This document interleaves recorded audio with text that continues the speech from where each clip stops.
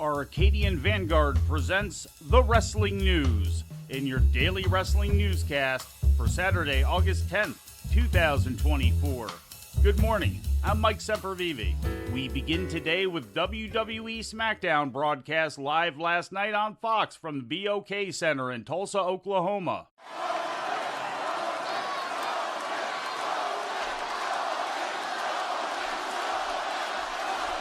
Here we go! Wannabe Tribal Chief made the original Tribal Chief! Superman punch! Down goes Solo!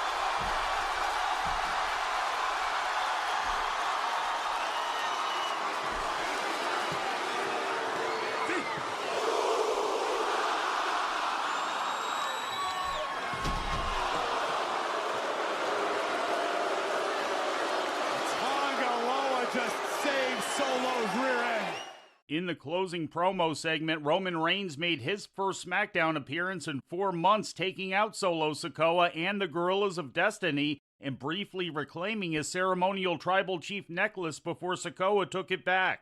WWE Champion Cody Rhodes appeared in the opening segment and was threatened by the Bloodline until Kevin Owens made the save. Rhodes offered Owens a shot at the WWE title at Bash in Berlin, which he initially declined, but accepted from Nick Aldis later in the show. Look, man, I'm man enough to admit I don't deserve it, but you think Roman Reigns does? Why? He was champion for 13 Oh, I don't care how long he was champion for. Are you kidding me? Yeah, he was champion for 4 years, but he shouldn't have been. How many times did I have him beat during that reign? How many times did he have it? How many times did a lot of people have him beat? In number one contender qualifying matches for the WWE Tag Team Championship, DIY defeated Pretty Deadly and the Street Profits defeated A-Town Down Under. Santos Escobar defeated Andrade to become the number one contender to the United States Championship. Interference from Carmelo Hayes cost Andrade the match.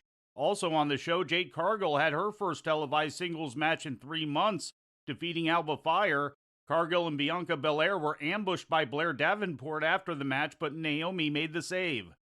In unfortunate news, Kevin Sullivan, credited as one of the most successful wrestlers and most innovative and influential bookers of the 1970s, 80s, and 90s, passed away yesterday morning in Florida at the age of 74, as was first reported by his longtime friend and fellow wrestling personality Barry Rose. Sullivan had been struggling with injuries suffered in what was described as a devastating accident at a Florida autograph signing on May 12th and underwent emergency surgery to save his life and his leg.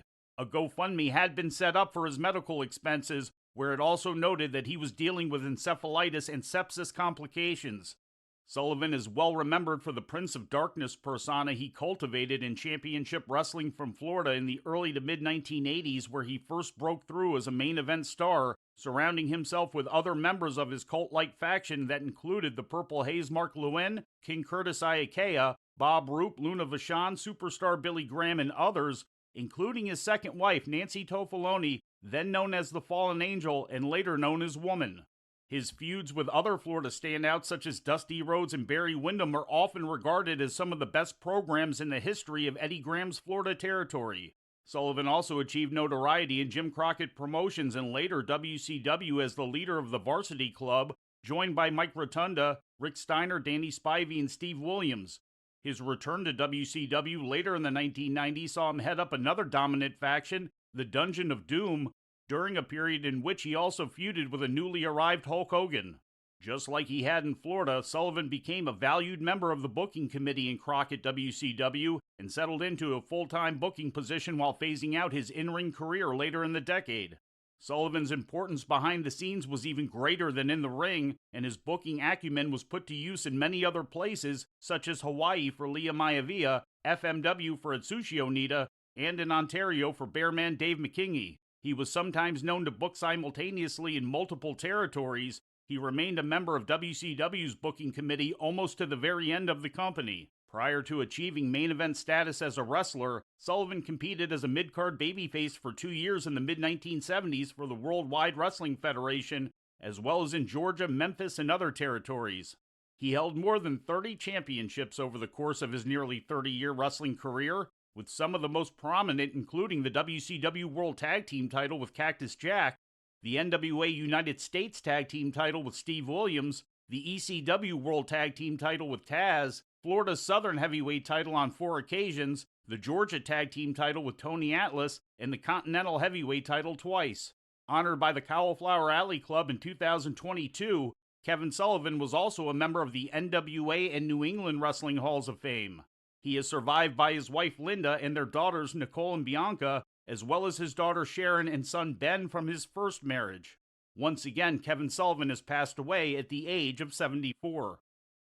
AEW presented Rampage last night on TNT, featuring matches taped on Wednesday night at the LJVM Coliseum in Winston-Salem, North Carolina. In her first match since June, Saraya defeated Nyla Rose in the main event. In other results, Darby Allin beat the Butcher in the opener, Private Party topped Dave and Zane Dawson, and Wheeler Yuta defeated Rocky Romero. And before we leave you today, we'd like to remind you that however you consume your content, you can find the wrestling news 24 hours a day and 7 days a week across social media. On Twitter, follow us at Wrestling News AV. Our Facebook page is also Wrestling News AV. The Wrestling News can also be found on the Arcadian Vanguard YouTube page. And for those who utilize Amazon Echo devices, just tell Alexa to play the Wrestling News podcast. And remember to make sure you add podcast at the end. Once again, for daily updates, breaking news, and more, follow the Wrestling News across social media. And that's the news for today. If anything happens, we will be here to tell you about it. No clickbait, no paywall, just the Wrestling News. The Wrestling News is a division of Arcadian Vanguard, and the Wrestling Newscast is a production of the Arcadian Vanguard Podcast Network.